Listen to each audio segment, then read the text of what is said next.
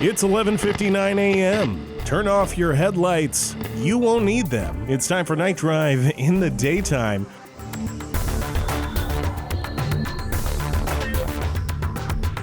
Good afternoon. I'm your host, Horace Wexler. It's late, for me anyway, and I'm doing great in this little slice of paradise. I haven't been up around noon for, it must have been more than a year, but exciting things are happening here in Fakahatchee. I'm broadcasting from outdoors today, and it is an absolutely beautiful day for an election. I see a crowd of you are standing by to see how this mayoral race turns out. I see even more of you up on that Ferris wheel. Cheers. Probably getting a good view of the swamp glow from up there. Hopefully, I'll get a chance to take a spin myself before Election Day winds up.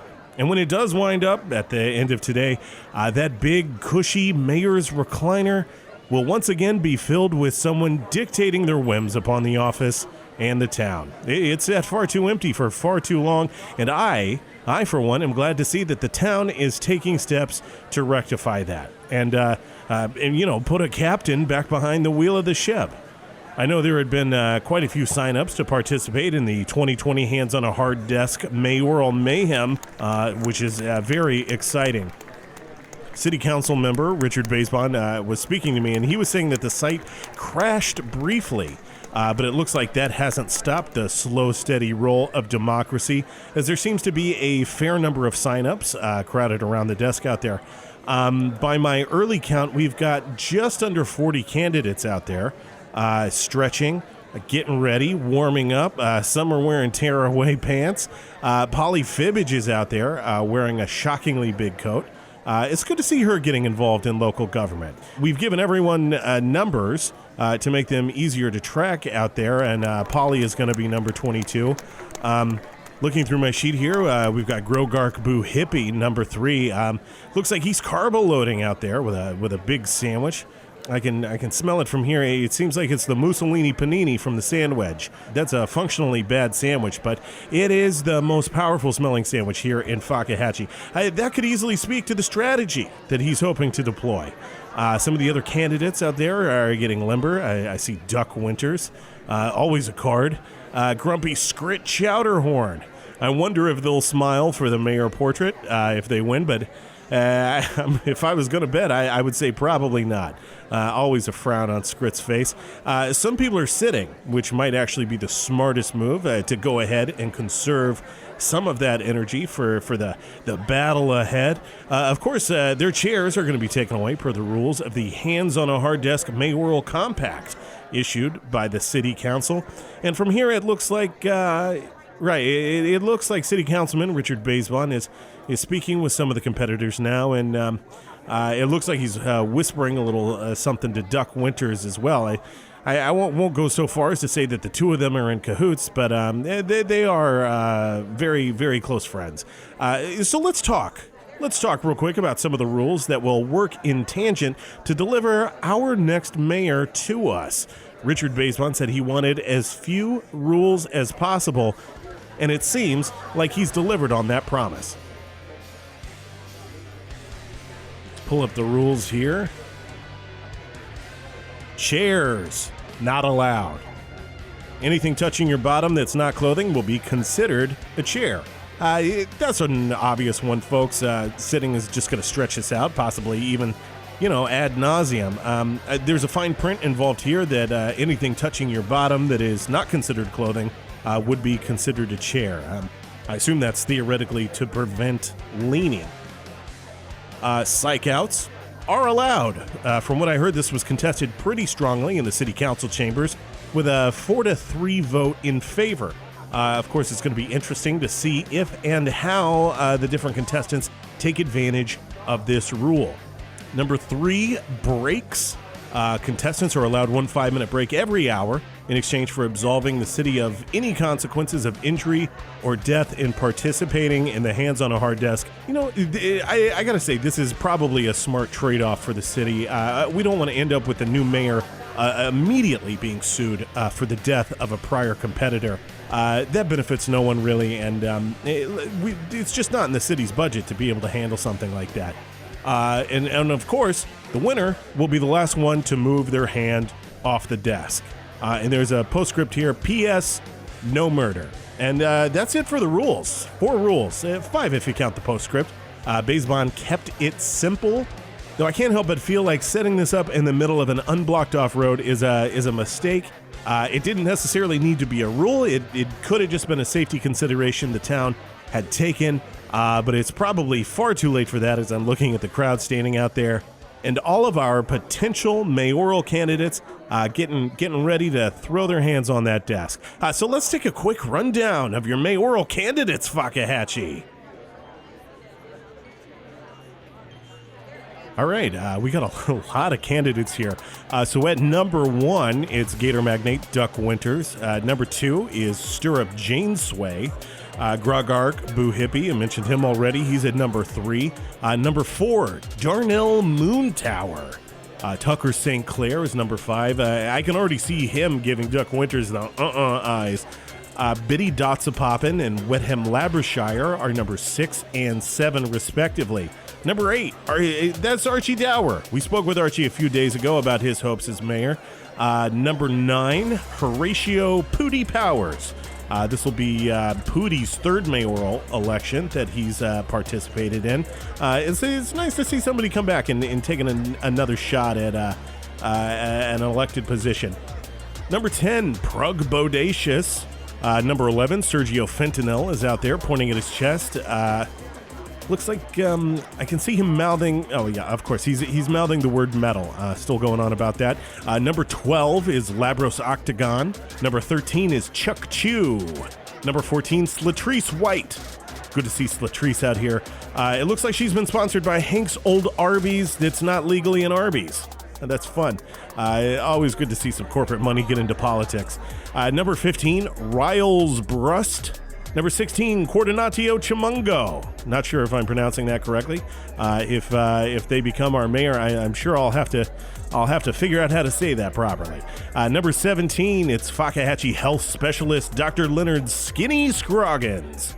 Number 18, Scrit Chowderhorn, still frowning and looking generally displeased. Number 19, we've got Lydia Bumcrowder. Always good to see Lydia. You can always find her at Crumbler Farms with a whole bushel of coupons. Number 20, Chesapeake Baybridge. Number 21, Little Yumnut. Surprised he's not live streaming this whole. And there comes the phone for the Insta story. Number 22, Polly Fibbage in a surprisingly thick big coat for the weather today. Number 23, Pastor Prady Dunothing of the Snake Church out past the Jefferson Roundabout. Looks like he's come out of the swamps for this one. Number 24, Robard Crumbler. Robard Crumbler Jr. Very sad to hear about his father's stroke. Number 5, Lafaya Bahad Bitbu. Number 26, Kyle Jeffs, new in town, but already taking an interest in our politics. Number 27, Risa Pottersmulch. Number 28, Daniel Scab. I guess he was paroled. Number 29, Frassa Milkmouth. Number 30, Dakota Pittsburgh, South Florida's only rock and roll weatherman. Number 31, Ronch Filbert. Ronch was in a bad accident a few months ago, so I don't think anyone expects him to stick it out for the full time, but good to see his moxie wasn't crushed by that big rig. Number 32, Sir Charles, the Round Mound of Rebound Barkley. Barkley looks like he used to be an athlete, so we'll see if there aren't some fireworks left in him. Number 33, Veta Greet. Veta used to babysit me when I lived here the first time, so good to see her age isn't holding her back. That's that old German blood for you. Number 34, Philium Fetterman. He runs Fakahatchee's Tickle Club. Number 35, Steichel Corgi. Number 36, Royston Bongdonor. Recently involved in a very low-speed DUI chase, Royston was. Number 37, the Honorable Judge Franzia. Good to see her honor out there. Not sure she needed to wear the robes. Interestingly, she's been overseeing several cases involving some of the other candidates. Number 38, it's Uncle Jimmy, who is my uncle. Why he would sign up as Uncle Jimmy isn't totally clear to me, but, fine. Good to see him out here, even though I'm sure he'll ruin this the second he opens his mouth. And then finally, I don't actually see him out there yet, but number 39 is beach aficionado and recording superstar Mikey Du Soleil. recently acquitted. I saw that he was sneaking in under the deadline to be the last to register. Very interesting to see him leaping into government. I'm hearing one of his tunes. My God, he's got entrance music. I do not expect him to last long here, folks. He's already listing to one side like an old boat taking on water. There already seems to be a holdup. Okay, it looks like someone has stopped him and asked him to sign her breasts, which he's done, and now he's back on his way toward. No, sorry, nope. Somebody else has stopped him. They're pointing at their crotch. Okay, it looks like they want him to sign their penis, and he's signing it now, lengthwise. Though in fairness, he just did an M as an initial for Mikey. Couldn't get all the letters on there conceivably. He's now at the desk and he's raising his hand in the air, and oh boy, he's toying with the crowd. What an absolute showman. And finally, here it comes. There we go. His hand is on the desk. That's all 39 candidates. One of these 39 candidates will be your next mayor, Fakahatchee. It's going to be Mayoral Mayhem out here today. We're going to take a quick moment for one of our sponsors here, and no, wait, sorry. Basebon's looking at his watch, and Councilmember Skeet Barlow's about to, yep, there we go, there's the whistle, and we are off. Everyone out here seems to be absolutely vibrating with excitement here, but I think we have to remember this is probably a long haul, more a marathon, not a sprint. There's some jostling right now as the competitors are trying to make some room for themselves and find and establish a zone that they can sort of like control and be comfortable in. It looks like number 21, little Yumnut, has brought a portable gaming system, and he's playing with his free hand while slurping a big gulp. Real dexterity coming out a little Yumnut here. All that liquid, though, probably a bad choice. I don't want a backseat quarterback. Each of these mayoral candidates has thought about this a lot. Tucker Sinclair out there doing a few squats, trying to stay limber. It looks like he's shooting some eye daggers at Duck Winters from across the desk. I would say that's probably a rivalry to watch here. Now he's glaring at Mikey Dusolet as well, who seems to be just staring straight up and into the sun without blinking. Not sure what the strategy is there or if he's okay. Number 34, Philium Fetterman, taking a moment to plead with the Honorable Judge Franzia. That's number 37. I can only assume this is about Philium's case that's currently working through the court system. The judge isn't having any of this, though. She's refusing to listen. Lydia Bumcrowder, number 19, has set her giant purse on an already very crowded desk. What the heck is in that thing? That's more suitcase than purse out there. Several of the other competitors seem to be rolling their eyes in response to something. It's something that number 38, Uncle Jimmy, is saying. I can only assume that he's telling them about the investment opportunity he pitched me on that involved him buying 20 jet skis that oddly wasn't a jet ski rental business. I'll let you, like he told me, do the math. But there's a lot of jockeying out there. But let's be honest. I just want to be absolutely upfront. We could be looking at a very grueling marathon out in front of us. The kind of thing where like people are inches from the finish line and just their bowels are emptying and their legs are weak. And though Philium, number 34, is getting really close to number 26. Number 26 is I would say about a 30-year-old man. Checking my sheet here, it says that's Kyle Jeffs.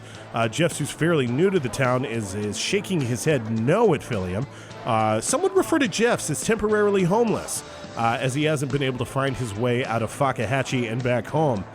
Maybe he thinks the mayor's office will provide him with some sort of map out of here. And I can't quite tell why, but suddenly Kyle's backing away. But he's rapidly running out of space to keep his hand on the desk. There are just too many competitors out there for him to move. Philium has got him cornered, and he's raising his free hand. Are we watching a psych out about to happen here, folks? But Kyle is ducked under an old man's arm. That arm belongs to number 36. Philium's starting to move his fingers quickly. Number 36, Royston Bong Donor. My God, Philliam's threatening to tickle Royston Bongdonor. He's threatening to introduce him to the oldest tickle club on the tip. Royston's got no room to move as Philliam's bringing his hands down. Sorry, hand. Philliam is still making contact with the desk. He's tickling him. And Royston's moved both his hands to try and stop him. And our first competitor is going to bite the dust. A powerful move, a mayoral move by Mr. Philliam Fetterman. Now he's turning on Kyle Jeffs again. Kyle's going to try to do his arm maneuver and duck under number 22, Polly Fibbage, number 22, but she's ready for him. A bit of the shift of the hips, and she's got him off balance, and it takes almost nothing to send him off the desk. Goodbye, Kyle Jeffs. But Polly's got bigger fish to fry here as Philliam has got her locked in, and he's bringing in his tickle hand again. He's doing what he can, but Polly's got that big puffy coat on. Even though it's hot as blazes out here, she's got to be sweating under there. She can't feel the tickles. The tickles are having no effect. She's stonewalling the Tickle Club president. That has got to be discouraging. Still, that is first blood, so to speak, for Philliam Fetterman, taking out number 36, Royston Bongdonor, followed by a quick exit by number 26, Kyle Jeffs. Wow, 2 competitors down already. Exciting start out here for all the people who came to watch this election happen in real time instead of reading about the results later like absolute douches. I'd like to take a quick moment to thank one of our 2020 Hands on a Hard Desk Mayoral Mayhem sponsors, Dixon's Tooth Makeup. Get all the hottest looks from the boardroom to the bedroom with the easiest to apply makeup for your teeth. Dixon's Tooth Liner will help define your teeth with smooth and precise lines. And Dixon's Tooth Bronzer will give your teeth that summer glow all year round. Dixon's Tooth Makeup. Maybe she's born with it, but that's doubtful. It's probably just Dixon's. Oh boy, still thinking about that move by Philliam. We caught up with Philliam briefly as part of our Meet Your Candidate series. I'm very excited to have Philliam Fetterman with us today. The first question that we would have for you is, why do you want to be mayor? Well, when you're mayor, you can make laws, and I want to make a law that says the mayor can tickle anyone at any time with impunity. I think that'd be fun. It'd be fun to live in a place where you're grocery shopping, you reach up on the top shelf for your box of Cocoa Pez. All of a sudden, here comes the mayor, tickle, tickle. Wouldn't that be a better place to live? I think that maybe sounds fun, Philliam, but what about if, say you're carrying a pane of glass or a dozen eggs? Sure. Well, listen, that's why we would need a fund. We would need a special mayoral tickle fund. In case there was any tickle-related accident, we could come in and we could pay for it. I mean, I would be pretty cautious, as the mayor with these powers. I would use them responsibly. Got it. So you would say that even with that power that you would use discretion. So much discretion. It's going to be a lot of discretion. It's going to be a lot of discretion, and it's going to be a lot of fun. I think you're going to like it. In addition to maybe this discretion, what are your bona fides for being mayor? Well, I've run the oldest tickle club on the tip. I've run that. I've hosted car washes, charity car washes to support the Tickle Club. So I'm a leader. And also, as somebody who knows how to tickle, I got a real hands-on experience. I'm not one of these ones, I never touch anything.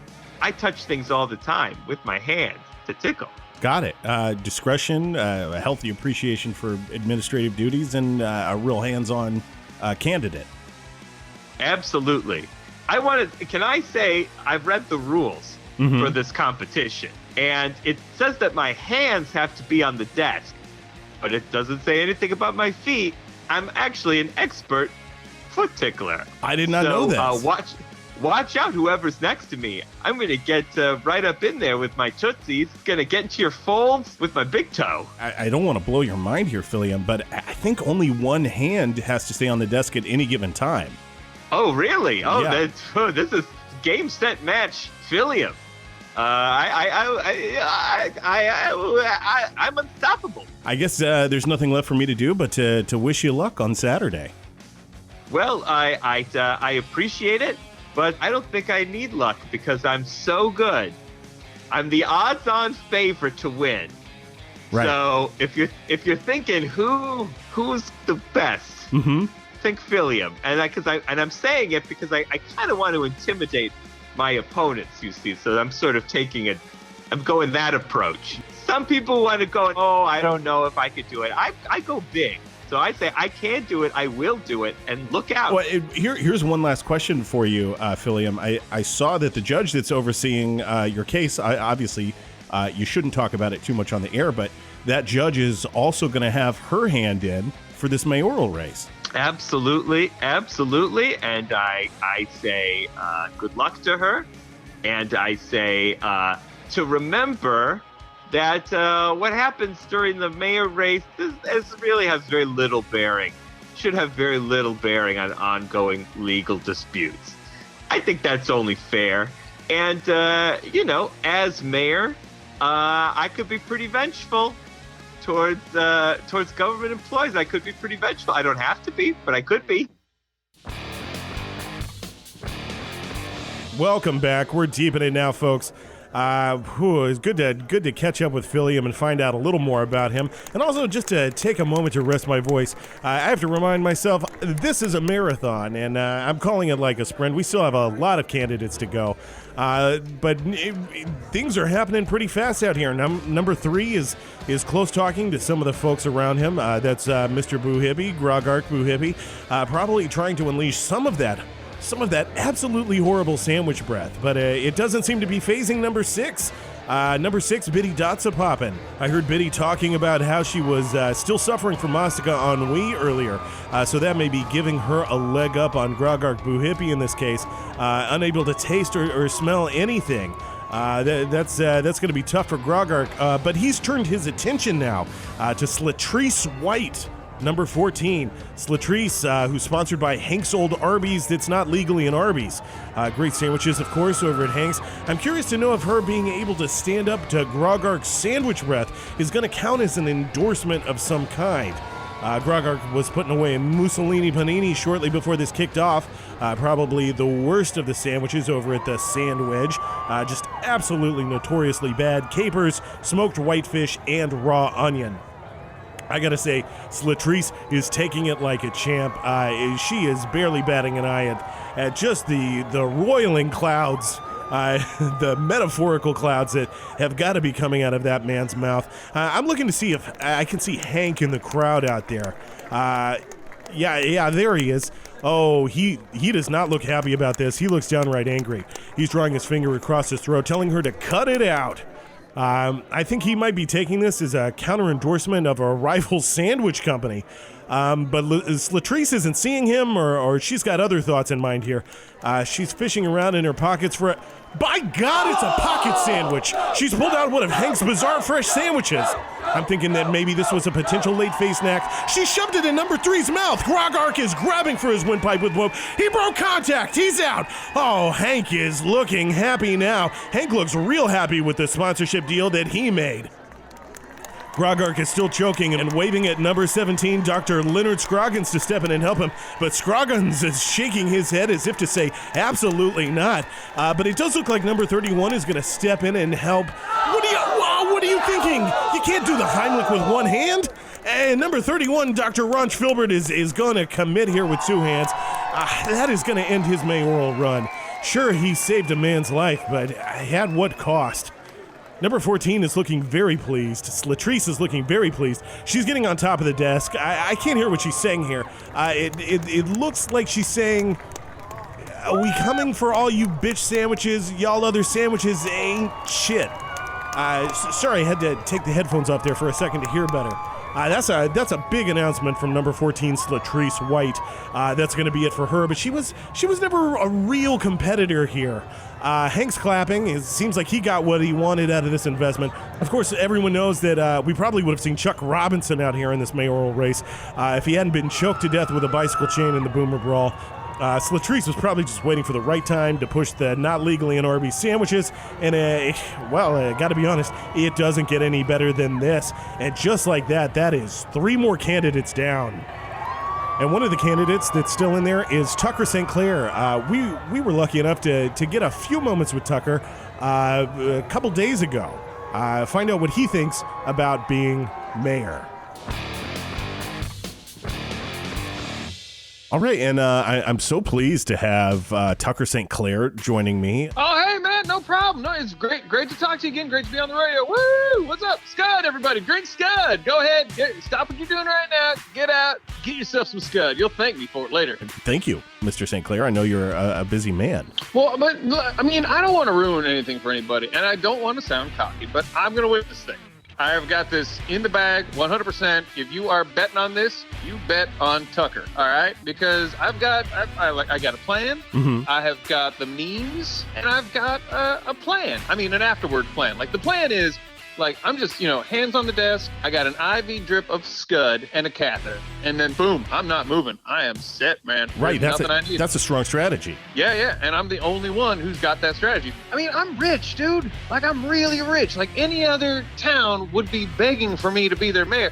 And it looks like super fun, Now, granted, everything I know about being a mayor, I saw in that movie, the Patrick Swayze movie, Roadhouse. And, Right. I'll tell you, Ben Gazzara, he seemed like he was having the time of his life until, Patrick Swayze showed up and just ruined everything. But up until then, that dude just rides on both sides of the track, and he's got like a stuffed bear, man. That just seems like a good time right there. Right. Well, is there any reason, Tucker, why you want to specifically be mayor? Oh, sure. Yeah. You know what? I think that Fakahatchee has been great to me, and I think it is my turn to give back to Fakahatchee. And in doing that, I think that probably my first thing would do is to make Alleyway Steve my comptroller, because that guy is smart, man. All right. Alleyway Steve is making a bundle right now because he made an attraction out of that severed leg that showed up on Main Street. Yeah. And it's like, dude, he put a curtain around it, and he's got a line. It's a full show. It's a full show. I paid $20 to see that. You know what? And I think the guy's brilliant, man. I think he is smart. And I mean, as well, I want to clean up the town. We still have got, the east side of the town is still burnt out because of the Million Mile March. Right. Number two, we just arrest Duck Winters. We arrest him. I don't know for what yet, but we arrest him and we put him in jail. Right. So, I think that'll take care of a lot of, just bad blood between the town and Duck Winters, because Duck Winters is a monster. Well, look, this is a little spicy here because Duck Winters is also throwing his hand in to this election. Do you anticipate any sort of bad blood between you? Yes, I do, 100%. And I am coming prepared. Tucker's going to be locked and loaded, ready to go. I've been watching a lot of Showtime at the Apollo to get, my burns down. Yeah, right. Because psych outs did pass the city council. You're allowed to psych out. It was 4-3. Absolutely. You got to psych out. And I think that the mental game is probably 2/3 of the whole thing. So, and a lot of that, I'm pointing right at that guy. Take down Duck first. He has a fake hip. Seriously, the guy's gonna go down. It's not that hard. But having said that, I got my Scud, baby. That's all I need. And that's something I want to tell to the people too. Now I think I would be a great mayoral candidate because I don't know if you know this, I don't sleep anymore. Interesting. Yeah, I don't, because of Scud. My body does not require sleep. That means you're getting an extra 8 hours from me of mayoral action every day, baby. Every day. Got you it. get an extra 8 because I'm just up all night. Sometimes I'm cleaning my bathroom. Sometimes I'm organizing my sock drawer. Other times I am coming up with very complex conspiracy theories as to what is happening around town. And I'm also happy to share some of those, with my constituency once I get elected. Right. Well, that's interesting because you're almost pitching yourself as a 24/7 mayor.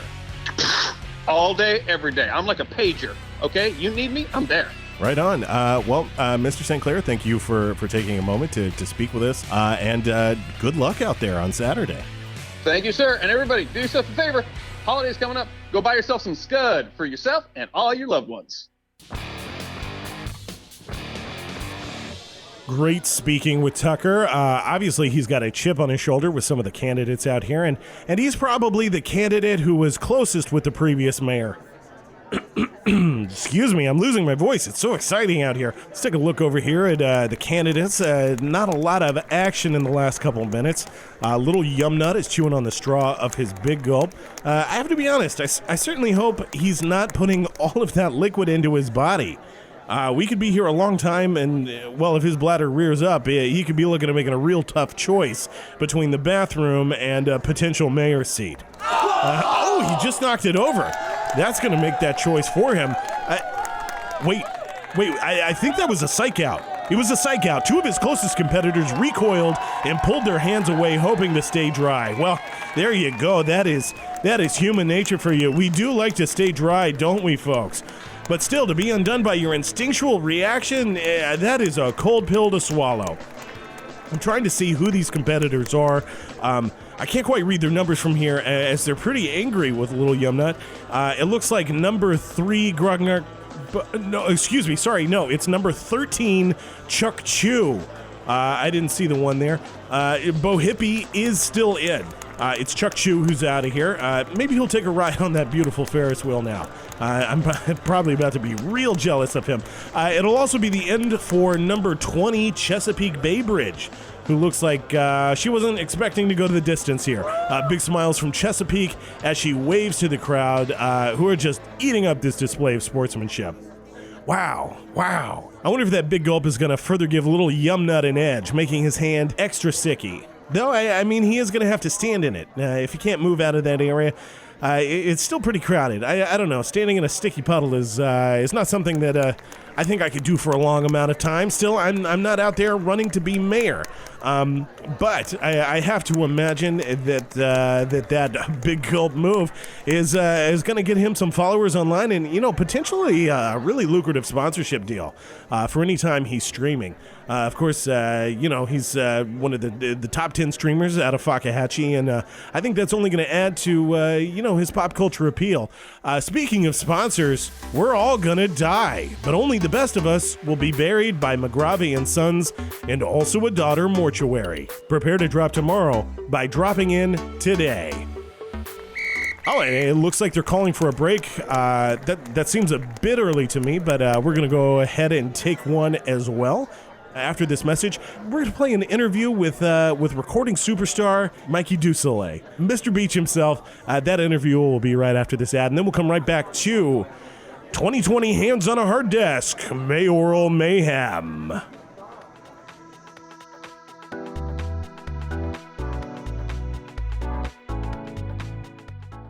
How are your chompers looking? Are they still pearly white like the gates of heaven welcoming food to its afterlife? Or are they gristled and stained with coffee and swamp berries? Well, if you got dingy dentures, you've got to try Blip. Each Blip is a bleach lozenge insert for your periodontal troubles. Simply suck on it for 60 seconds every night. Feel the beautiful agony of your teeth releasing the stains. That pain, it means your teeth are on their way to Shiny Town. And Blip's subscription model means each month Blip will send a new bleach insert directly to your home. Simply take the old one to hazardous chemical recycling. Your teeth, well, they'll never be whiter. Just go to pearlychompers.com and enter the promo code RADIO. Again, that's pearlychompers.com. Your new pearly whites are going to be waiting in your mailbox. Blip. Because your teeth deserve to be as white as the GOP.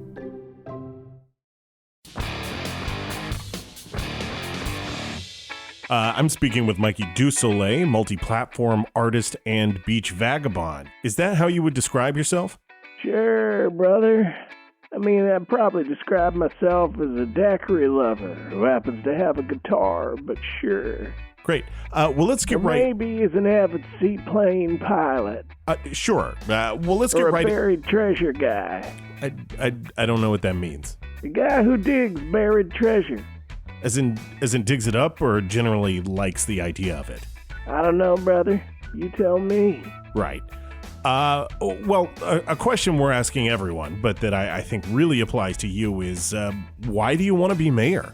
Seems cool. I don't know. Never done it before, so I can't tell if I like it or not. And all things in moderation. All things. Including being mayor. Absolutely, buddy. I mean, This is the town that elected 2 dog mayors, right? I can't do worse than that. Well, I mean, one of those mayors, Champ, was much beloved, but the other, Mayor Ladybug, did see a significant scandal during her time. Well, statistically, I probably fall between those 2 dogs then, brother. Between you and me, I think I'll probably be pretty good at it, as long as it doesn't wreck my vibe. It could very well wreck your vibe. Well, I don't want it to wreck my vibe. It could be vibe wrecking. I won't let it wreck my vibe. If I'm mayor, I'll declare it a no vibe wrecking zone. Right. Well, let's move on. What do you think your bona fides are to be mayor? Yeah, my bona fides, right. Well, I guess I'd have to say an even keel and a sunny sky. Anything more specific? A working blood alcohol level of 0.9. Okay. I can fly a seaplane. You got any other candidates that can do that? Well, not that I'm aware of. Well, there you go. Seaplane. Also, I'm probably the only candidate who knows what it's like to stand trial for murder. Of which you were acquitted. Yeah, but I still know what it's like to stand trial. I didn't say my bona fide was committing murder, though I am pretty good at most things I do. So if I did try to commit murder, just like being mayor, I think I'd be pretty good at it. Got it. What about your mayoral platform? Oh, I don't want to build a platform. Contractors wreck my vibe. And then we'd have to figure out what to use the platform for. I don't know, maybe stage or something. No, I'm sorry. Like, what would you want to institute if you became mayor? Laws and such. Oh, right. Well, first of all, a law that you can't wreck the vibe. Probably number 1. And with tough penalties if you break it. Like jail time. Well, I was going to say you'd have to marry my ex-wife. Your ex-wife who was murdered. Yeah, maybe jail time. Number 2, all drinks are boat drinks. Now, my opponents might misconstrue this. These are not drinks that are drunk on a boat. Quick aside, drunk on a boat is the best place to be drunk. Nah, boat drinks are those fruity drinks you get with a pineapple and an umbrella. Maybe a cherry, blended up real nice. Vibe time. And those would be the only drinks. Oh, yeah. What about water or popular soft drinks like Scud? Illegal, baby. Get them out of town. No way. Oof, that's gonna put you at odds with Tucker St. Clair. You see the one-armed guy who plays drums for Gringo Bitch? No. Then I don't know who you're talking about, and/or I plead the fifth. Anything else in your platform? Number 3, 0 restitution for victims. None. Wow. All right. And then the rest is a 3-part platform, not like a stage or anything. Okay. Babes. All right. Bruise. Okay. And outlaw and alimony. Right. I'm sure you're a busy man, so real Not quick, so let's talk. busy, I let my vibe get wrecked, brother. But yeah, I got a session in an hour, and I need to make sure I get my hands on a colada before then. Right. So let's talk strategy for the desk. Sure, let's do it. What's your strategy for the desk? Okay, strategy. Well, look, I've thought very, very hard about this, and I think what I'm going to do is wing it entirely. Just wing it. Yeah, it's worked for me so far. Got me through life. Do you think you have any strengths that you might need to fall back on? Well, I'm great at clutching. You might remember that. I mentioned it in my song, Barely Hanging On. Barely hanging on, parentheses, to my drink and this driftwood. Yeah, that's the one. Well, that song's all about me being stuck in the ocean after crashing my seaplane, and how I just need to hang on to the things I need to survive. The drink and the driftwood. Right, brother. The drink and the driftwood. That song's autobiographical about me being stuck in the ocean for 2 weeks. I only write what I know. If I write it, I've lived it. So I think I'll probably cling to the desk the same way. Like the prosecutor said, the drunker I am, the harder I grab. So to sum up, your strength is probably getting drunk and passing out on the desk. Don't mind if I do, brother. Well, Mr. Dusolet, thanks so much for calling in today. Pleasure's all mine, friend. Seriously, if you derived any pleasure out of this, I should be charging for a ticket. Sure. You you mind if I give a shout out to all my fin heads out there circling? Your fans. Of course, but please be my guest. Shout.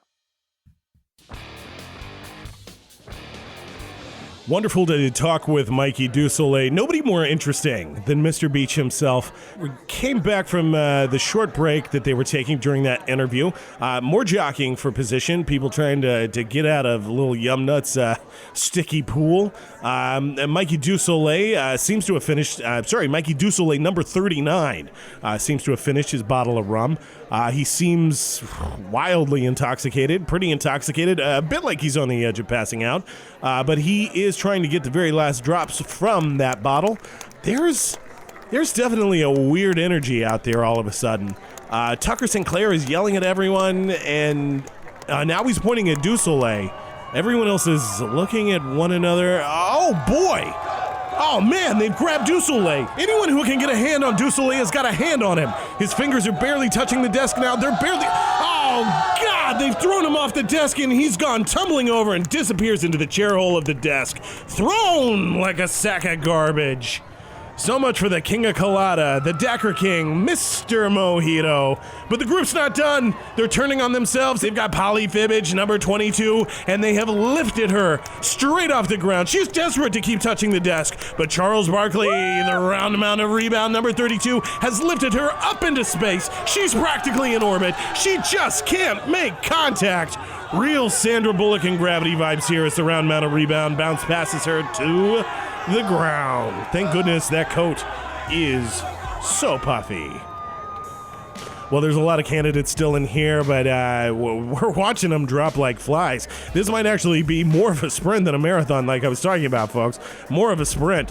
And let's take a moment to meet another one of our mayoral candidates, Dakota Pittsburgh, South Florida's only rock and roll weatherman.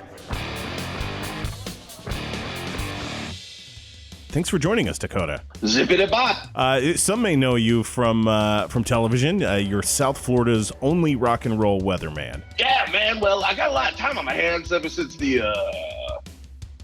I'm not allowed to talk about it, but look, zippity-bop-bop-bop. Well, Dakota, let's start real quick. Why do you want to be mayor? Well, first, I've already been on TV, or I was before, But, so I'm used to being on TV, so I got the appearances on the side. Mm-hmm. And, if there's any standing or gesturing, well, I'm the king of that. I've been pointing to the sun and the sky for years. Also, my hair is luscious golden white. So you're saying you kind of have the appearance of a mayor, and that's your real strong point. Whoa, calm down, daddy. I'm half scientist, half musician. So I think my bona fides prove that I'm the guy who should be in charge of the city. Well, I guess people are probably wondering, where do you stand as a mayor? Like, what is your platform? This country is divided, right? Mm-hmm. So I think we should be less divided. I would be the one to tell people, hey, daddy, stop being so divided. Also, I'm not calling myself a sage, but I tend to know where the weather is. Well, that does seem useful. Yeah, well, and plus, people know me. It's like, hey, it's Dakota. And I'm like, hey, it's you. And isn't that what governing is? I can't say. I've never spent any time in government. It's just all gentle lies, and I think we could all use some more gentle lies with each other. Speaking of gentle lies, actually, I can't talk about it. That's the thing that I can't. You can talk about lawyer. Well, let's just deem it the unpleasantness and move right into... I wouldn't call it unpleasant. For the other party, maybe. No, they were fine. No, I made the complaint. I'm sorry. I just assumed because you looked like one of those people that No, I get it. Look, man, hey, I wake up every day and see myself in that crack rearview mirror. But no, I made the complaint. Daddy, zip it about. Let's talk about your strategy for hands on a hard desk. When you're down there, shoulder to shoulder with the other competitors, fighting for the mayorship. What you got? Well, look, I haven't stopped moving and gyrating since 1973. It keeps the blood going. And, it just makes me feel fancy-free. So, like, I got moving and a grooving. Like, no one can stop me. Right. These old fossils, down in Miami-Dade, they're going to get stiff. Stiff as a board, Daddy. Not me. I'm just moving and shaking. Well, Dakota, thank you so much for calling in. I wish you luck out there. Yeah. Real quick before I let you go, what's the weather look like the day of the event? Hey, fuck you, man. Great to talk with Dakota. He's definitely dealt with his hardships, but good to speak with him about what he hopes to bring to the mayoral seat. Coming back down to what's happening at the desk, Philliam's got his whole body on the desk now, as he's got he's got his shoes off, trying to use those toes to get at Dakota Pittsburgh, number 30. Dakota does not seem happy with his potential touching at all. He's shaking his head. Philliam has slid across the desk, and he's now blowing on his fingers, maybe to show he's got the hot hand and it's coming for Dakota. Pittsburgh does not like the direction this is going, and he's pointing out Philliam to number 37, Judge Franzia. The Honorable Judge Franzia, Miss Franzia, has been presiding over Philliam's case in court involving an incident at Tickle Club. Miss Franzia is wagging her finger saying, no way, it's not allowed. Of course, it is allowed here. There are not rules to stop this from happening. She's got no power in this court, but it looks like Philliam has misunderstood her finger wag as an invitation. He's going for it. Here come the tickle fingers. Here they come. Oh my, but he can't seem to find any purchase. The Honorable Judge Franzia's judge's robe is making it hard for him to get in there and tickle. She's like a matador with a cape. Toro! Toro! Philliam's wrapped up in the robe. He looks confused. He can't find his way out. Here comes Duck Winters. That's a well-timed kick. Philliam's other hand is going to leave the desk. Great teamwork is going to send number 34, Philliam Fetterman, out of the mayoral race. Philliam doesn't look like he knows what's happened, and he's quickly joined by Judge Franzia, number 37, who also got a solid kick from Duck. So much for that short-lived team-up, as Duck Winters, number 1, takes out 2 of his opponents. Richard Basemont clapping and smiling over to the side. It's obvious he's got a duck in this fight.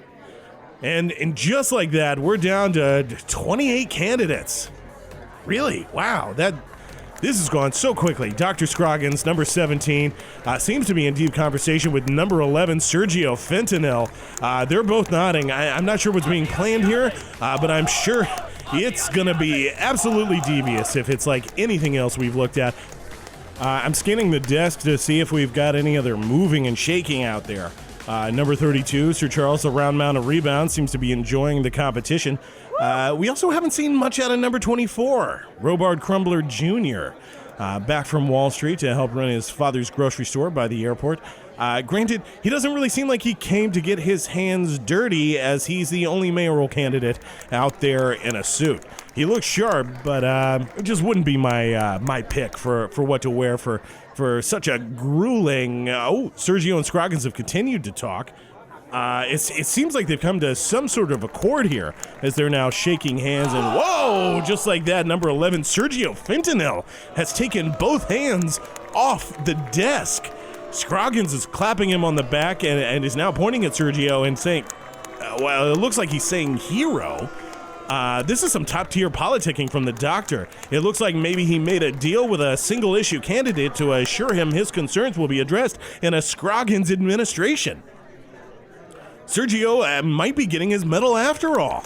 Sergio's shaking hands with some of the other competitors as well, wishing them well. Robard Crumbler Jr. has offered his hand in his respect. Oh, Lord, Sergio has pulled number 24, Robard Crumbler Jr., off the desk entirely. Tough break. He looks pissed. I'm pretty sure those are some top-tier swears coming out of his mouth. Sergio's looking for other takers, but nobody else is reaching out to take the bait. My former babysitter, number 33, Veta Greet, is yelling at him in German, probably to take a bath and go to bed. That's my best guess anyway. Dakota Pittsburgh, number 30, the rock and roll weatherman, is keeping it loose out there. He's doing some rock kicks to keep number 38, my Uncle Jimmy, at bay, and it generally seems to be working. Jimmy is probably trying to get some of Dakota's settlement money into his investment, but Dakota's keeping him at bay in a move that I should probably adopt. Oh, dear! Jimmy has lost his temper and has taken both hands off the desk. He's thrown Pittsburgh to the ground and is punching him in the face. This is ugly, folks, and it's something my family has to live with every time he shows up to Thanksgiving. Wow, the blood from Dakota's nose really shows up in that pure white hair, but Dakota's got his hands on a knife.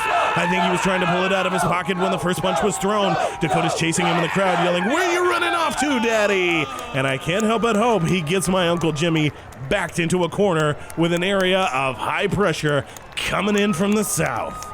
Either way, their mayoral hopes can be considered absolutely dashed. So much for Dakota Pittsburgh's second act. The threat of physical violence here seems like it's going to bring a small smile to Scrit Chowderhorn.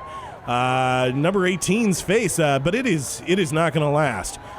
We're down more than 10 candidates from where we started. More than 10. Number 6, Biddy Dotsa Poppin', still out there. So's Duck Winters, number 1. Archie Dower, number 8, is drinking a bit of soup. Dr. Scroggins, number 17, stretching it out, keeping it loose, working that physiology. Let's find out a little bit more about the Good Doctors platform.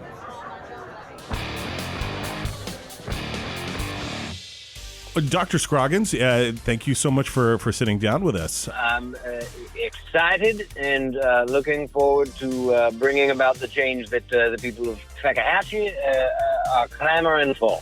I'm so excited that we might have an actual medical doctor, a learned man, sitting behind that desk. Maybe let's just start with, why do you want to be mayor? Certainly. Well, I believe, as you mentioned, a learned man, a man who has had his finger very literally on the pulse of the people in this here region. I believe that without our health, a society cannot exist, for the people shall die. So a health expert like myself, I can get to the very core and the very essence of what it is to be a community, a society, a functioning civilization, and that will allow us to prosper as we go forth. Can't argue with that. Like, healthy people, are not dead people. Are there any health threats that you're looking at dealing with in that mayor seat? Specific health threats, is that your question? Yes. Well, yes, certainly. I mean, there's always a resurgence of the bald mouth, and no one is better equipped than me to stop it a second time. I also believe that the worst health threats come from where you do not expect, and places and people that you might not understand. And so I believe that a society that is knowledgeable about itself, about its people, who knows its neighbors, will succumb less to illnesses and disease. So I believe that the threat of foreign agents that might be detrimental to our communal health, that is something that I want to keep an eye on and stop from entering Fakahatchee. Right, so you're saying your mayoral platform, and I don't want to put words in your mouth, is, I guess, to sum up, sort of anti-stranger. Well, I don't want you to put words in my mouth, but yes, that is correct. That is my platform, yes. Right. Well, let's talk a little bit more real quick about your bona fides. Obviously, the spread of Massacre ennui, or board mouth, as it's commonly known, has stopped. But the people that were affected don't seem to be cured in any way. Do you think that's something that you'll continue to focus on as mayor? Finding a cure for those affected? I certainly won't ignore the problem, but I will. I don't want to be too stuck in the past. I have bested that enemy of ours once, and I will move on to future enemies and the problems that we have yet to see. That is the skill and the important know-how of a great leader, is to predict the unpredictable and to find it before it finds us. I do claim to take a bold and progressive stance in how we will shut down foreign agents bearing disease and keep our people safe. Right. Well, let me ask you one final question. Obviously, there's going to be a ton of candidates around this desk. Beautiful desk, by the way. Fabulous desk. What is your strategy for dealing with these other candidates? Some people who I would describe as a bit naive would say might be a weak point for a man of my age to be in such a competition as this But I believe quite to the contrary. I have certain knowledge of the human anatomy, of physiology, that will allow me to maintain my position and stand my ground, knowing the weaknesses of those around me better even than they might know themselves. Are you talking about like pressure points and things of that nature? That's right. There's a way to just lean into the side of a man's knee that can drop him like a sack of potatoes before he even knows he was touched. There you have it. Dr. Scroggins, thank you so much for sitting down with us. Thank you. Thank you so much, Horace. Thank you, Fakahatchee. God bless, and I will see you at the desk.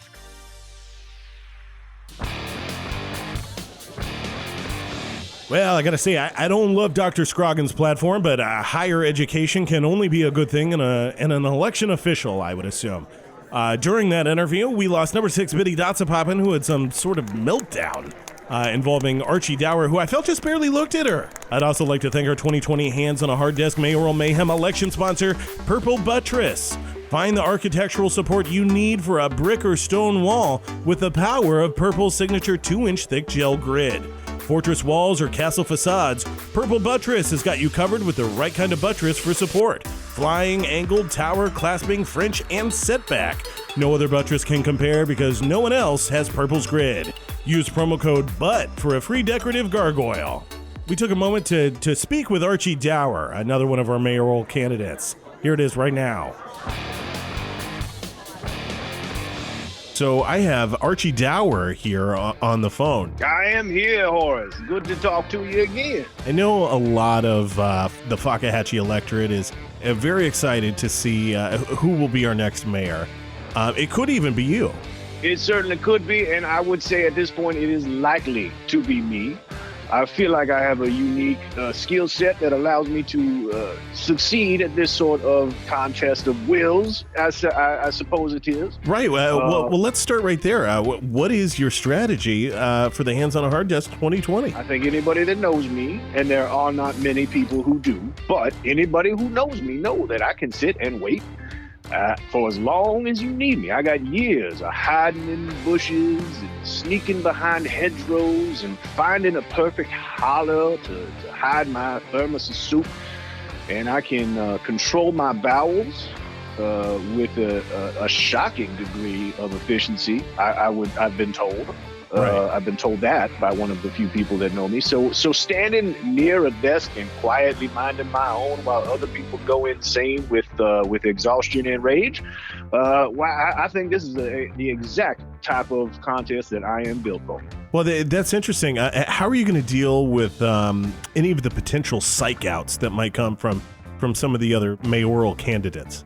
Well, Horace, I would say that I have dealt with many a public school administrator, a concerned parent by a playground.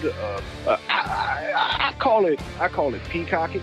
Mm-hmm. You know, they'll flare up themselves and make themselves look bigger and sort of stomp over toward the hollow where I'm hiding next to the playground or the elementary school or wherever.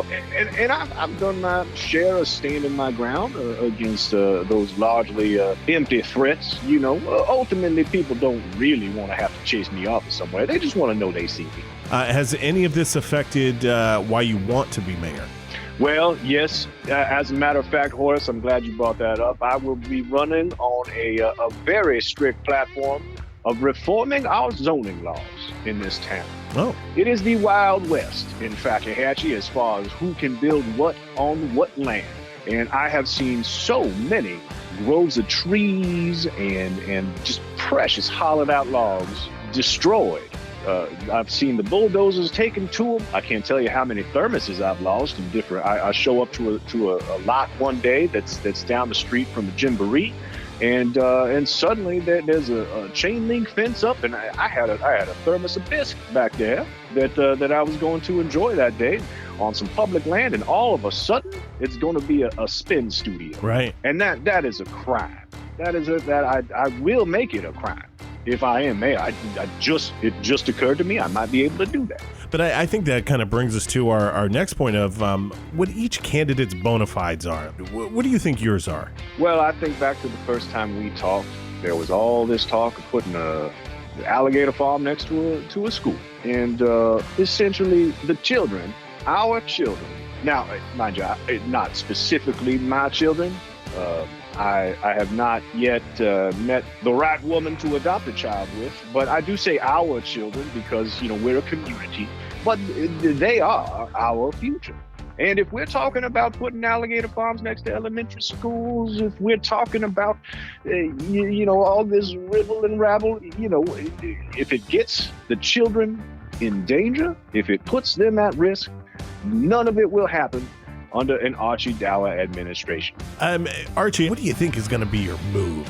What's Archie's move to put yourself over the top? I trust you well enough, Horace. Here's what I'm doing. A lot of people make a lot of hay about eye contact. Mm-hmm. That's how you dominate somebody else, is you look them right in the eye and you say, I'm going to own you, sir. But here's what I'm going to do. I'm going to look at their crotch. Right. I'm going to just stare a hole right through the front of their pants. Every one of them. I'm going to mad dog their little dog. That's what I'm going to do. Right. You watch. You watch for it. You'll see it when it happens. All right. Well, Archie, I think you're the only candidate who's running that's concerned about zoning. So that obviously puts you in a very special position. It'll probably put you at odds with Richard Basebon and Duck Winters, who has told us previously that he is going to be in this contest and going for the seat. Well, listen, if Duck has anything to say against thermos makers or soup restaurants, he will not be a fan of an Archie Dower administration. But, that's fine. I don't work for him. All right. Well, thanks for joining us, Archie, and best of luck. Thank you, Horace. Probably one of the only candidates that is running on zoning laws. So that's an interesting note about Archie. This is a bit of a sticky wicket here, folks, as Carr is trying to get past the election, which has monopolized most of this two-lane road.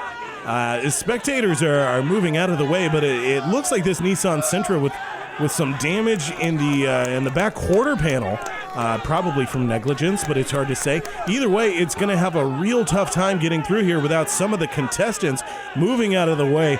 Oh boy, it's Robart Crumbler Jr. behind the wheel, and he looks pissed. The candidates are starting to shift, but there's just not enough room at the desk for all of them to keep their hands on it. I got a feeling we're going to see some of these potential mayors have to make a hard choice. Oh, the car isn't stopping. It's pushing some of the more resilient and stubborn contestants out of the way. It's not going fast enough to seriously hurt anyone, but there goes the first. Number 15, followed by number 27. That's Riles Brust and Risa Pottersmulch. Better luck next time. Riles seems pissed that number 12 wouldn't get out of the way. He shoved him. Number 12, Labros Octagon, is now out as well. Riles is yelling at the driver now for costing him this election. And I gotta say, Robart Crumbler Jr. in this Nissan is getting pushier, and there seems to be a clog of candidates, for lack of a better word, held up by the incredible bulk of number 29, who's holding some of the other candidates in as an anchor. That's Frassa Milkmouth out there holding court against the Nissan, but she's starting to buckle. She's heavy, but not heavier than a Japanese car. I can't read some of the other numbers out there, but if Frassa goes, so do about 4 or 5 others. Number 10 is caught up in that as well, but he's starting to make a move. My God, is this legal? He's climbing Frassa to get out of the clump while keeping a hand on the desk. Wow, that is some pure athleticism on display here. He's moved clear of the clump entirely. Oh boy, there it goes. Prug wasn't big, but without his extra weight, Frassa, the anchor, is being moved very slowly.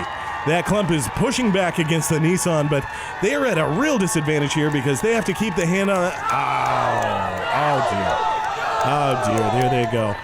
Like we said, it's a marathon, and sometimes you're going to see people go down in slow motion. And this is probably the slowest we've seen anyone have all of their hopes dashed so far. What a loss. What an absolute loss. That is going to take out a huge chunk of the competition. Say goodbye to number 29, Frassa Milkmouth, as well as goodbye to number 4, number 2, number 25, and number 16. For those keeping score at home, that's Darnell Moontower. Stirrup Janesway, Lafaya Bahidbidbu. He's also gone. And so is number 16, Coordinatio Chimungo, the Italian Dream. Looks like the dream is dead. not the candidate itself, his mayoral dreams. And it looks like in that chaos we lost number 35 Psyche Corgi as well. That's going to leave us with some. Let me do some quick on-air math here. 16 candidates left. Sorry, 15 candidates left. Wild stuff. We started with 39 here, folks, and we're down to 15 already. The crowd seems very much here for it, as some have hurried back from getting deep-fried gator on a stick and some deep-dish cotton candy.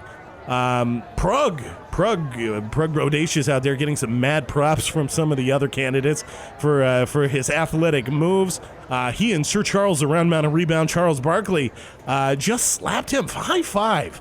That's got to feel so good on your hand when Charles Barkley slaps your hand. Oh shit, Prug just dropped, doubled over like he was absolutely assassinated. Next to him, number 17, Dr. Scroggins is looking around shrugging. If he didn't have anything to do with it, who did? He was right next to the man. That's number 10, Prug Bodacious, out of the election. So athletic too, so freshly high-fived. A fierce competitor. He is going to be missed. Dakota Pittsburgh is shown back up in the crowd, absolutely covered in blood, and no Uncle Jimmy in sight. He's leaning and peering into the, well, I guess you'd call it the chair hole. I'm sure there's a more technical term for the area on the desk. I can't really see what's going on that side.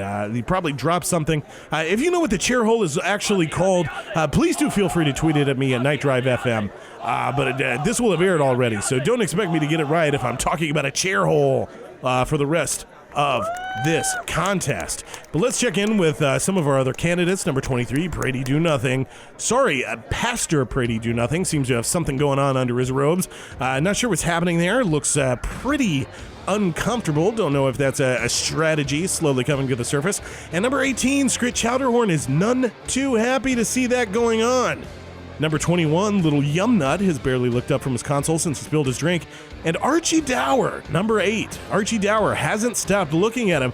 Little Yumnut has just noticed Archie. Archie's not leering or anything, but he's staring pretty pointedly here. And number 21, Little Yumnut is checking his pants to see if something spilled on them, because Archie is staring directly at it. But it looks all clear, at least from back here, it all looks clear. Archie's not wavering, though. Little Yumnut is trying to turn. He's trying to break the line of sight from Archie to his crotch. Again, Archie's not doing anything but looking, but what a powerful gaze! Little Yumnut is trying to cover his crotch with his hands. Oh, he took both hands off the desk to do it! Disappointing for number 21, Little Yumnut, who looks like he is on the verge of tears. If we had a giant F key up here, we would be absolutely mashing that key to pay respects. Veta Greet, oh, she's gonna make a big move here too. Number 33, pulling out a tray of knishes to share with the other candidates. It's an odd strategy, but everyone's got to eat. The round mountain rebound, Charles Barkley is reaching for one, but his hand is being slapped away. Get out of this house. Oh, it looks like he forgot to say please, and now he has, and is biting into that savory treat. Wish I could get my hands on one of those knish. That would go down real nice. Sir Charles, number 32, is giving her a little kiss on the head. Thank you. Like what a nice moment between two fierce competitors. We lost Horatio Pooty Powers, number 9. He broke contact to scratch his head. What an absolutely costly mistake to have an itchy head and indulge yourself on one of the biggest stages in Fakahatchee of the year. Pootie's run multiple times without winning a seat in Fakahatchee. And no worries, he's already assured the crowd that he will be back next time. Everyone else out there still holding their own. Number 28, Daniel Scab. Seems like he's just enjoying the breeze. Not sure he's felt much of that before he got parole. We have seen a few competitors try to take out Sir Charles, the round mountain rebound Barkley, number 32. But he's been throwing a few elbows to help clear himself some space in the paint. Lydia Bumcrowder, that's number 19, is digging in her purse. And she's been in there for a while. I keep expecting her to pull out bear repellent or something absolutely formidable, but it seems like she can't find literally anything in there. It's a giant purse. What has she got in there? She practically got her whole head inside there. Oh boy, there's some spice. Duck Winters has just pushed her head all the way into the purse. He's using the handles on the purse to swing her off the desk. That's going to do it for number 19, Lydia Bumcrowder. What a strike. What a strike by Duck Winters, just like his Gators. He came up from under the surface to strike and strike hard. Oh, geez, the contents of the purse are everywhere now. I'm seeing pills and pads and handkerchiefs. I think that's her checkbook over there on the ground. And oh, did you see that? Daniel Scab, number 28, just tried to cover the checkbook with his foot, so Lydia didn't see it, but she did. We all saw Scab. Not fast enough now, and definitely wasn't fast enough when he tried to rob the Macon Bank 10 years ago. But he's doing his best to stay balanced and absolutely refusing to lift his foot. Big opening for someone to strike. I'm looking at Duck. Come on, number 7, do something. William Labershire's just standing out there doing nothing. Boy, what a wasted... Here's some movement. Number 37 making a move. Order in this court. The Honorable Judge Franzia takes out Scab, number 27, with a hard hip check against this prior offender, doling out the justice. Now number 7 strikes, pushing Judge Franzia from across the desk. It's a big move like a striking viper. What a sleaze! But it comes up short. He's not going to be able to get the lift. Striking viper indeed! Pastor Pretty do nothing, attacks like a cobra. And Wedham Labershire, number 7, goes sliding across the top of the desk. Goodbye! We hardly knew ya. They're blowing a whistle here for a quick break. So let's real quick size up the field. We've lost quite a few candidates. It looks like we've got about 10 people out there now. Started with 39, down to 10. Number 1, number 5, number 8, number 17, number 18, number 23, number 32, number 33, and number 37. Bear with me real quick as we go. Okay, so that's going to be Gator Magnate Duck Winters, the King of Scud Energy Drink, Tucker St. Clair, Archie Dower, Dr. Leonard Skinny Scroggins, Scrit Chowderhorn, still frowning, still coasting, and generally keeping a low profile. That's also going to include Snake Church Pastor Prady Do Nothing, Sir Charles the Round Mound of Rebound Barkley, my old babysitter Veta Greet, and the Honorable Judge Franzia. Real quick, while we're on this short break, I'd like to take a moment to thank another 2020 Hands on a Hard Desk Mayoral Mayhem sponsor, Tom Clancy's Tactical Pads. Deploy these 100% cotton pads into hostile territory and watch them clean up the locals. They'll infiltrate, and just like America's Special Forces, no one will even know they're there. But with flexi wings to stop your flow from leaking, you'll get a Black Ops level of security. With a core that absorbs in seconds and 20% more coverage, you'll know Tom Clancy's got your back any time of the month. Who knows how long we've got left in this matchup, but it has been absolutely heated so far. It is a sprint for that mayor's chair, and looking around at the competitors, this could end up being anyone's desk here. They're pulling the numbers off the competitors now, as well as there's few enough to finally be able to keep track of everyone. Everyone seems to have a little slice of their own of this desk. We're not seeing people quite as crammed together anymore. There's a little more room to move, and it will be interesting to see what they're going to do with it. I have to say, this is probably going to be a lot easier for me to call this with fewer candidates out there. Only a few that I don't recognize out there, and I've gotten to learn them pretty quick while they've spent their time around the desk. Sir Charles is out there. We still got Veta Greed. Pastor Pratty Do Nothing, as well as the Honorable Judge Franzia. Sort of carved out some space for each other. Sir Charles is going to take on Veta Greed here, only for her to get snake bit by Pastor Pretty Do Nothing. Literal snake bite. No telling if that's poisonous. So she's going to make the hard decision. She's going to have to drop out to get that looked at by a doctor. I did try to interview Pastor Prady to find out what his platform was going to be if he became mayor, but he kept asking me to come out to the swamp to talk to him, and I just did not feel safe to do so, as he kept insisting I come alone instead of doing it by the phone. I can only assume it's some sort of pro-snake handling agenda, but no snake touching for me, friends, but plenty of snake touching for Veta Greet. That is going to take her out of the running. giant Sir Charles Barkley's just crumbled off the desk with no hope of rebound for this round mound. He's crumbled. He's teetering like a 6'5" tree, and his fall is going to take out the Honorable Judge Franzia. It's like she's had a giant tree fall on her. Scroggins is just shrugging. He's shrugging like he's got no idea what happened here, but he was the closest. He's got to know something. Barkley was a fierce competitor and could have easily gone the distance, I think. That's 2 more candidates out. Sir Charles Barkley and the Honorable Judge Franzia, both packing their bags and headed home, or maybe going up in that Ferris wheel, or possibly getting a snack. Archie Dower is staring very intently at the actual snake that has come out of Pastor Prady's trousers. This might have been Pastor Prady's strategy the whole time, and what was going on under his robes. We couldn't quite tell. It was something that was moving, and it was obviously a little unnerving. But finally, I don't know if it was sleeping and he woke it up or had to charm it in some way. But that snake is large and in charge now. And it's going to lunge in anger here, but Archie's going to catch it in his empty thermos.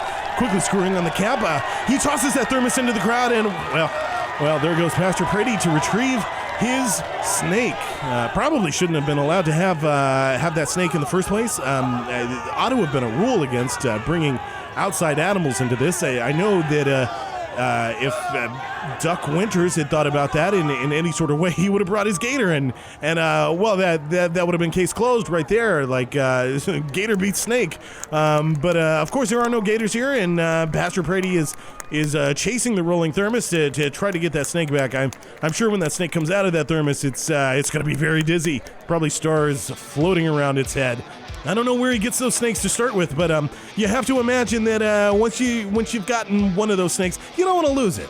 Probably a lot of work goes into it up front to get those snakes, and once you got it, don't want to let it go.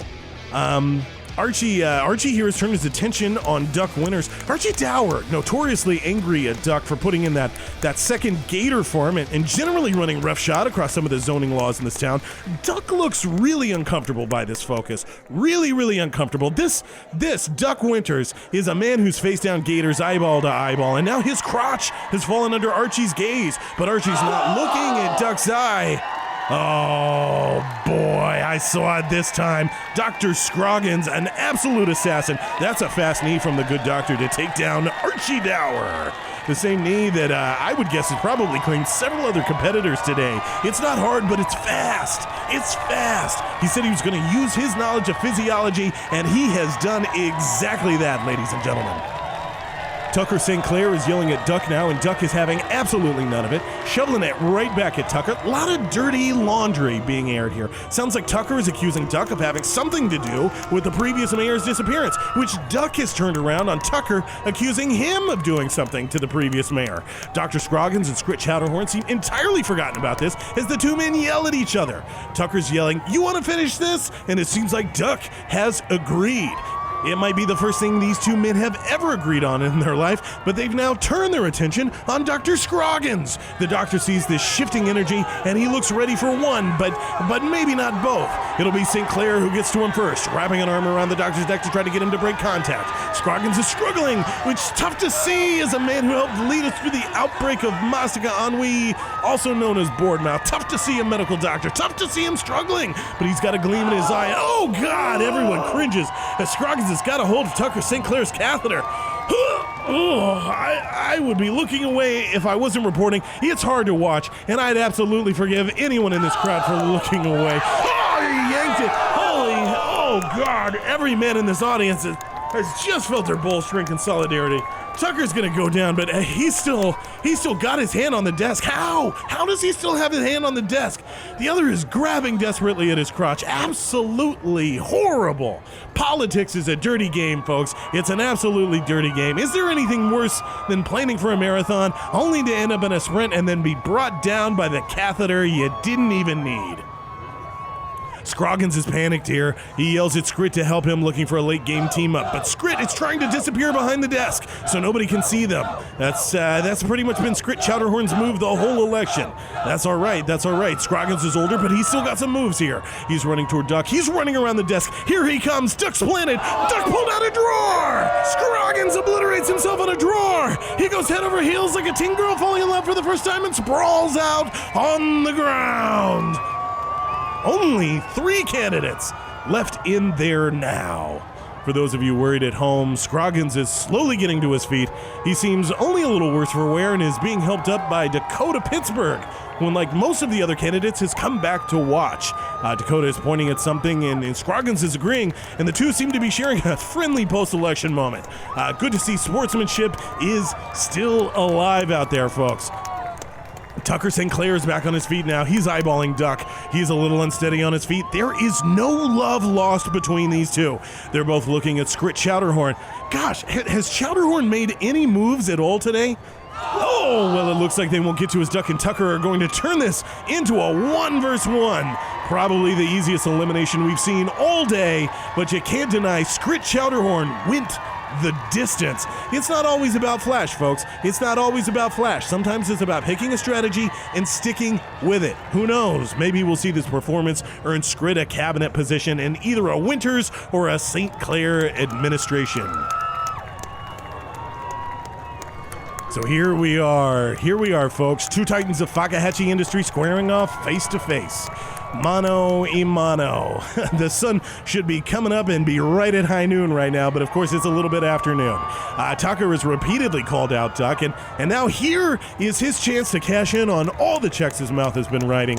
In some ways, this is the fight everyone was hoping would happen, though plenty of people were maybe hoping it wouldn't be both of these two in a final matchup.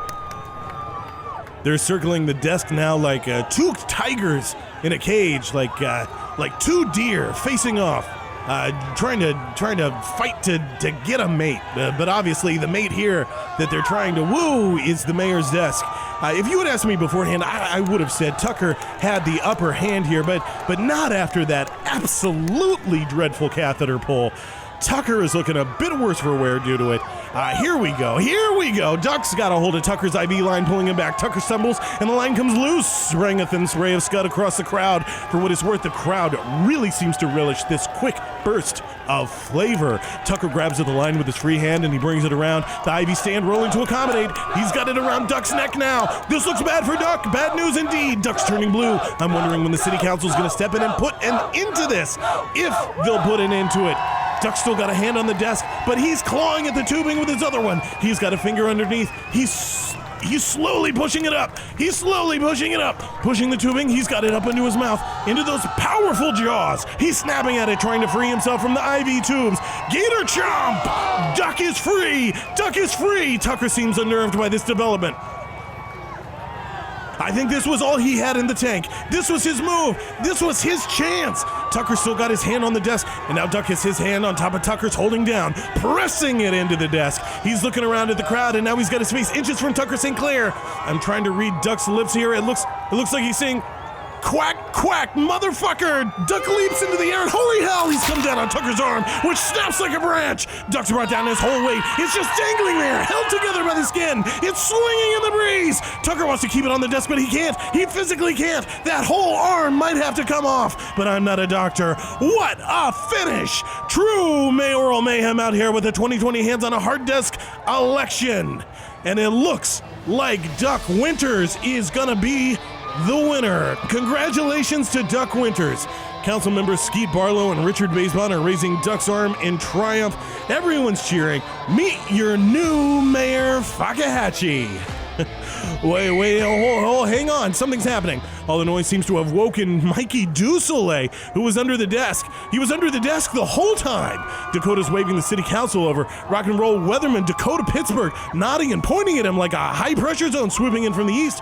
Scroggins is seconding something, and Dusoleil is saying he never let go. It looks like Dusoleil never let go. He never let go! God, he said he was going to cling to it, and he did the whole time. Barlow and Basebon are conferring. It looks like they're in agreement. Dusoleil has won! Dusoleil is the new mayor! Oh my, what a heartbreaker for Duck. Absolutely heart-wrenching. He thought he had it in the bag and took his hands off to celebrate his win when the city council had told him he had won, but it wasn't finished. It wasn't done. He's collapsed in the street in tears. If that is an election season in a nutshell, folks. Man, say hello to your new mayor, Beach Vagabond, and the Brewmeister-in-Chief, Mikey Dusoleil. It looks like Fakahatchee has just hit island time. Du Soleil is waving to the crowd. It looks like he's calling for a microphone. It looks like he's got something to say here. While they try to find him a microphone, I'd like to thank our 2020 Hands on a Hard Body Mayoral Mayhem sponsor, Richard Karn's Car Care Barn. No need to feud. Survey says Richard Karn's Car Care Barn is #1 for low prices. Get those dirty parts fixed up and back on the road again. Here we go. Somebody, they couldn't find a microphone, but somebody has produced a megaphone out of the crowd. Literally a bastion of restraint to not have used it before now to yell Baba Booey over the broadcast or to have warned some of the other competitors to get out of the way when the car came. Or literally 1,000 other potential moments to use the megaphone before now. But let's go ahead and listen in. Hey there, Fakahatchee. I'm pleased as rum punch to be your new mayor. As the new mayor of the town, I declare us permanently on island time. It's always 5 o'clock here. I mean it. Break all the clocks. Arrest anyone who says otherwise. Hey, y'all, let's do what feels good. You say you're not ugly. Well, baby, I disagree. I'm so goddamn ugly, and I'm your mayor to me.